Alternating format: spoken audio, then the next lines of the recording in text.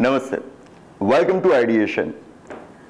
आज के इस सेशन में हम बात करेंगे कास्ट सेंसस पर। इसके पहले हमने जो वीडियो करा था उसमें हमने विमेन रिजर्वेशन पर बात करी थी। इस विमेन रिजर्वेशन के इश्यू के साथ ही एक और इश्यू आज डिस्कस हो रहा है, उस पर बहस हो रही है और वो है कास्ट सेंसस, जाति आधारित जनगणना।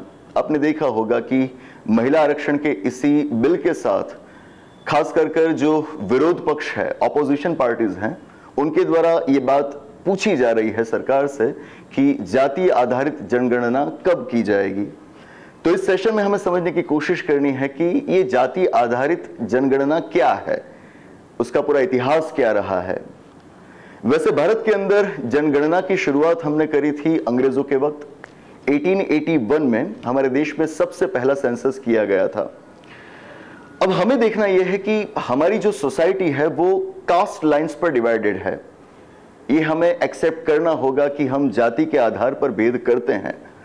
तो अगर हम जाति के आधार पर भेद करते हैं, जिन भेदों की वजह से कुछ जातियां ऐसी हैं जो पिछड़ी हैं, कुछ तबके हैं कि जो पीछे रह गए हैं, तो हमें ये जानने की कोशिश करनी होगी सेंसस करते वक्त कि हमारी पूरी सोसाइटी के अंदर कौन सी जाति का कितना प्रमाण है, किस कास्ट की कितनी पॉपुलेशन है, वो हमें जानना होगा। अंग्रेजों के वक्त ऐसी एक कोशिश हुई 1931 में, 1931 में as you may be aware that it is a decadal exercise. Census जो है इट्स अ डेकेडल एक्सरसाइज, मतलब कि हर 10 साल के बाद वो होता है। अगर अभी तक की बात करें तो कुल मिलाकर 16 बार हमने ये जनगणना करी है। तो 1931 में जो सेंसस किया गया, it was a caste census, जाति के आधार पर उसको किया गया था। देखने की बात यह है कि 1931 के बाद आज तक हमारे यहां पर कास्ट सेंसस नहीं हुआ है। बीच में एक बार हुआ है, उसकी बात आगे हम करते हैं। लेकिन हम अभी जो जाति के आंकड़े, जिस आधार पर हम पॉलिसीज फॉर्मुलेट करते हैं, उसमें जो मेन हमारा फोकस रहता है वो है 1931 के सेंसस के डेटा पर। 1941 में अंग्रेजों के वक्त ही जब सेंसस किया गया तब भी कास्ट का कॉलम वहां पर डाला गया था, लेकिन फिर उसके जो डेटा है उनको पब्लिश नहीं किया गया था। और आजादी के बाद हमने कास्ट के आधार पर सेंसस करना ही छोड़ दिया। पूरा छोड़ दिया वैसा भी नहीं है। एक्चुअली हमारा जो ओरिजिनल कॉन्स्टिट्यूशन है उसमें पहले से ये कहा गया था आर्टिकल 330 और आर्टिकल 332 के अंदर कि लोकसभा एवं राज्यों की विधानसभाओं के अंदर आपको एससीज और STs, schedule caste and schedule tribes, उनको रिजर्वेशन देना होगा। 330 में लोकसभा में रिजर्वेशन की बात की गई है, 332 में विधानसभाओं में एससीज और एसटीज के रिजर्वेशन की बात की गई है। लेकिन वो रिजर्वेशन कितना होना चाहिए, वहां पर परसेंटेज नहीं लिखे गए हैं कि टोटल सीट्स में इतने परसेंटेज आपको एससीज, इतने परसेंटेज आपको एसटीज को रिजर्वेशन देना होगा। वहां पर कहा गया है कि एससीज और एसटीज की पॉपुलेशन, टोटल पॉपुलेशन के अंदर कितनी है, कुल आबादी के अंदर उनका प्रमाण कितना है, उसके आधार पर आपको उनको वहां पर रिजर्वेशन देना होगा। तो अगर उनको आपको रिजर्वेशन देना है तो ये तो सीधी सी बात है कि आपको एससीज और एसटीज की पॉपुलेशन, टोटल पॉपुलेशन के अंदर कितनी है वो तो जानना ही होगा। तो जब से आजादी के बाद हमने जनगणना करना शुरू किया, तब से हमने एससीज और एसटीज की पॉपुलेशन कितनी है उसके बारे में जानकारी रखने की कोशिश करी। लेकिन ये सिर्फ और एससीज और एसटीज के बारे में है, और जातियों के बारे में नहीं है। तो हमारे पास एससीज और एसटीज के आंकड़े आते रहे और जातियों के बारे में नहीं आते रहे। अब जब से हमारे यहां पर ओबीसीज का कॉन्सेप्ट मैच्योर होना शुरू हुआ, एससीज और एसटीज के अलावा भी भारतीय समाज के अंदर और पिछड़े समुदाय है, इस मुद्दे का जब से हमें एहसास होना शुरू हुआ, वो कॉन्सेप्ट धीरे धीरे से मैच्योर हुआ है, एकदम से नहीं हुआ है। तो उनके लिए हमारे सामने ये सवाल खड़ा हुआ कि उनकी आबादी भारत में कितनी है, जितनी है उसके हिसाब से हमें उनके लिए काम करना होगा। 1955 में, 1955 में जब भारत सरकार के द्वारा एक कमीशन बनाया गया था संविधान के प्रावधानों के तहत ही, कालेलकर कमीशन, उसके अध्यक्ष थे काका साहेब कालेलकर जी।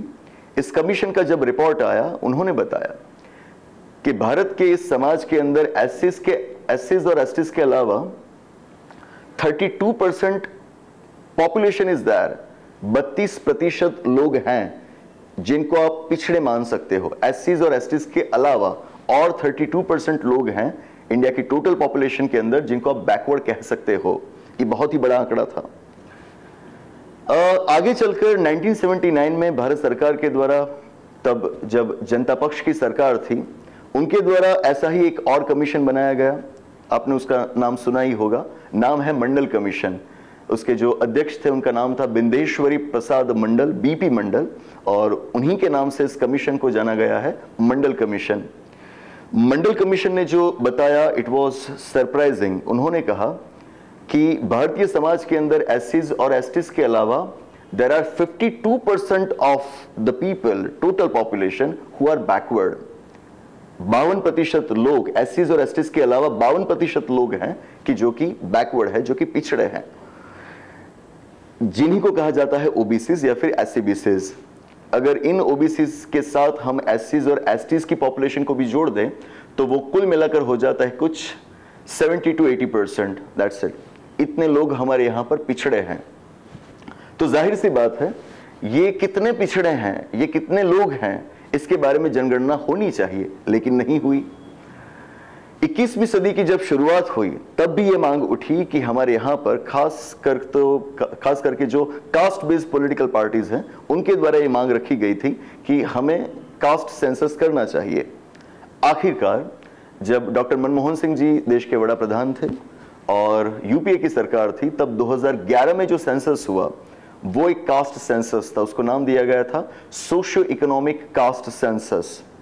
लेकिन ये सेंसस हो चुका, उसके आधार पर जो हमें कास्ट के डेटा मिलने चाहिए वो नहीं मिले, क्योंकि उनको पब्लिश ही नहीं किया गया।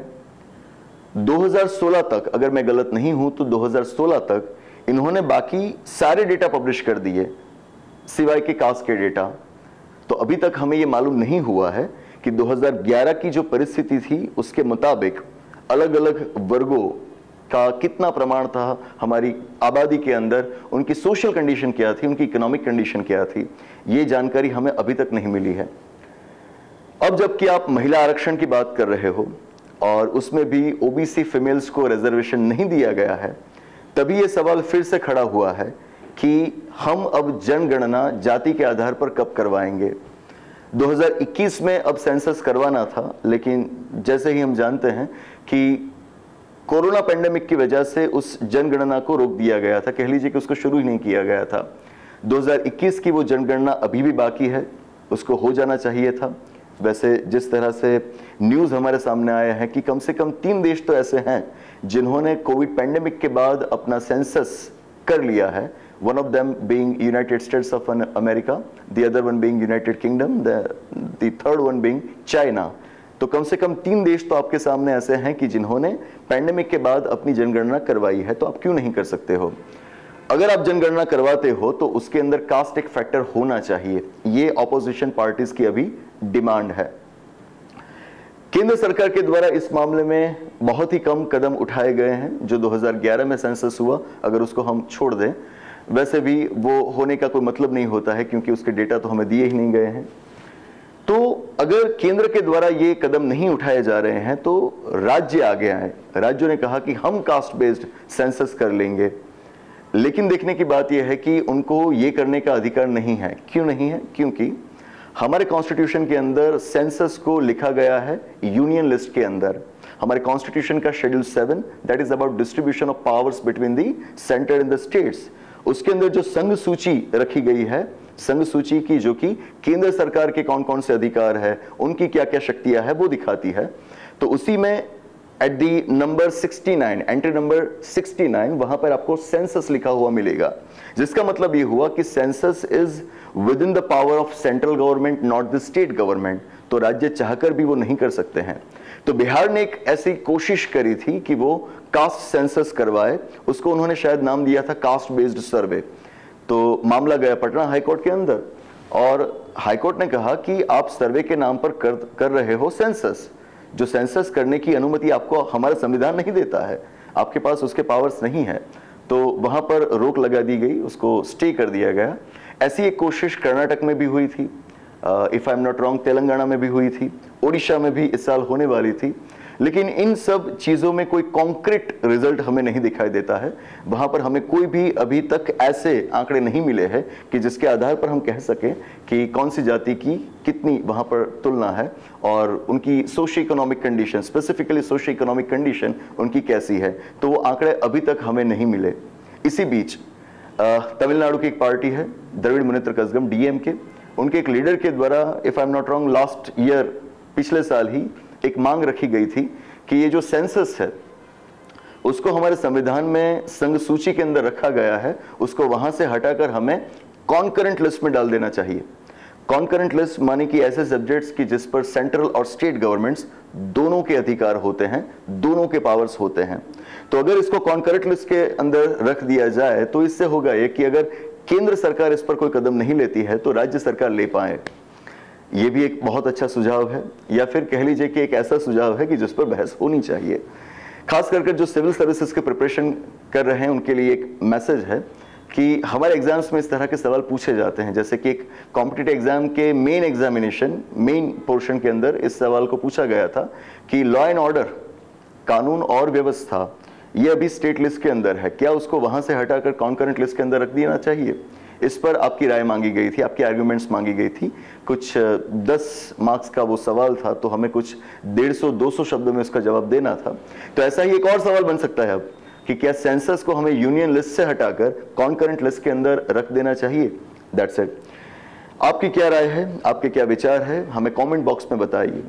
ऐसे ही मुद्दों पर हमें बहस करते रहना है जिससे हमारी डेमोक्रेसी मैच्योर होती रहे। तो ये बात थी कास्ट सेंसस की। आने वाले सेशन में ऐसे ही किसी इंटरेस्टिंग और इंपॉर्टेंट टॉपिक के साथ फिर मिलेंगे। Thank you.